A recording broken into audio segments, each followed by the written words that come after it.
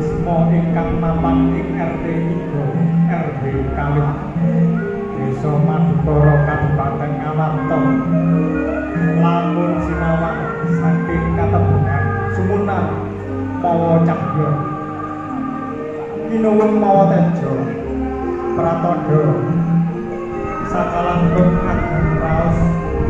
kabegahanipun ingkang dharma bukarsa nenggih Bapak Arjuna ingkang saweg Hana wong suta kateping harmane weda Hani waha suta mahargya sipi nenggih kusumane ayu Pradewa kaliyan bagus tata negara Atmaja kakungipun Bapak Negara ingkang lenggah bendhamen Jogopati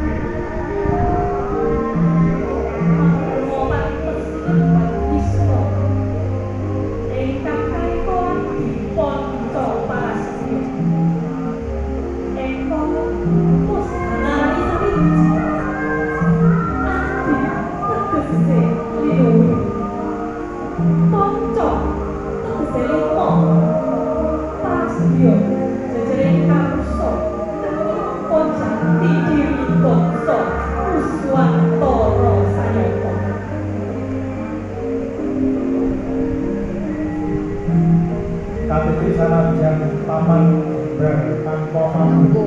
kami nanggupak ingkang sampun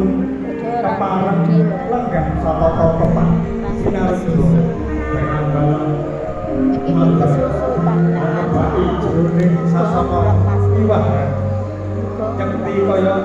handayang-dayangna pucuk cujining Pandhapi Agung